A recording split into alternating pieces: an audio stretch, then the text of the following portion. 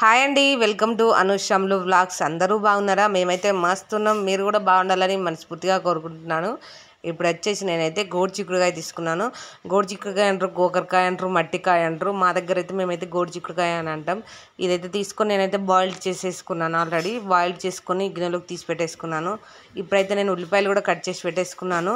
బాండి పెట్టేసుకొని ఇంకా హీట్ కాగానే అందులో ఆయిల్ వేసుకున్నాను. ఆయిల్ వేసుకొని ఇప్పుడు నేను దాంట్లో సింపుల్ అండి, చాలా సింపుల్గా ప్రాసెస్ అనేది ఉంటుంది. ఎవరైనా చేసుకోవచ్చు, బ్యాచిలర్స్ చేసుకోవచ్చు, మనకు ఎంత వంట రాని వాళ్ళు అయినా చేసుకోవచ్చు, ఎవరైనా చేసుకోవచ్చు. చాలా సింపుల్గా చాలా బాగుంటుంది, టేస్టీగా ఉంటుంది. ఒకసారి నచ్చితే తప్పకుండా ట్రై చేయండి ఫ్రెండ్స్. ఇప్పుడైతే నేను అందులో ఆవాలు జీలకర్ర వేసుకున్నాను. అవి చిటపటలాడిన తర్వాత ఉల్లిపాయ ముక్కలు వేసుకున్నాను. అవి బాగా వేగడానికి సాల్ట్ అయితే వేస్తున్నాను. సాల్ట్ వేసుకుని నేనైతే ఇప్పుడు కర్రీకి సరిపడా ఇక్కడే వేస్తున్నాను సాల్ట్ అనేది.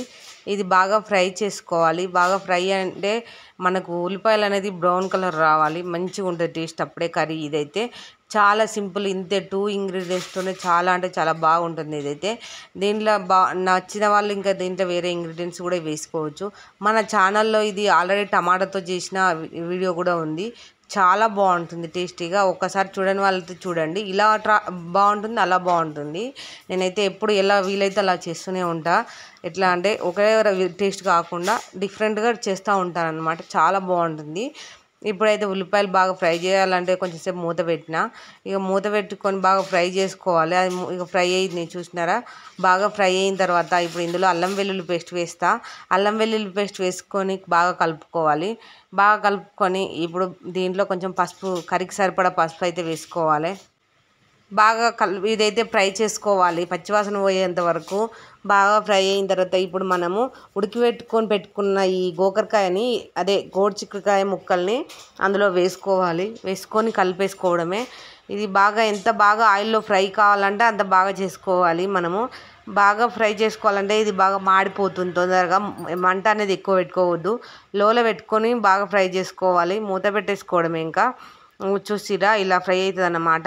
బాగా ఫ్రై అయిన తర్వాత ఒక 5 నిమిషాలు సిమ్లా మనం ఇప్పుడైతే కారం వేసుకోవాలి. కారం వేసుకొని ఇప్పుడైతే మనము మళ్ళీ మూత పెట్టేసుకుందాము.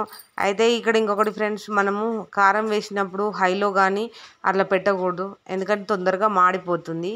అందుకనే నేను ఇక్కడ చూపిస్తున్నాను చూడండి, హైలో పెట్టి మాడిపోయిద్ది అన్నమాట. అందుకనే సిమ్లోనే పెట్టి చేసుకోవాలి. ఇంకా మళ్ళీ మనం మూత పెట్టేసుకుందాము. చూసిరా అట్లా పెడితే మాడిపోతుంది అని చెప్పి నేను చూపిస్తున్నా, చిన్నగానే పెట్టుకోవాలి. ఇప్పుడు మళ్ళీ మూత తీసి మనం బాగా కలుపుకోవడమే. చూసిరా ఎంత బాగుందో. కర్రీ అయితే రెడీ అయిపోయింది. ఇంతే, చాలా సింపుల్గా చాలా టేస్టీగా బాగుంటుంది. మా వీడియో కనుక మీకు నచ్చినట్టయితే లైక్ చేయండి, షేర్ చేయండి, సబ్స్క్రైబ్ చేయండి ఫ్రెండ్స్. ఇంకా కలిపేసుకొని ఇంకా స్టవ్ బంద్ చేసుకోవడమే. Bye friends.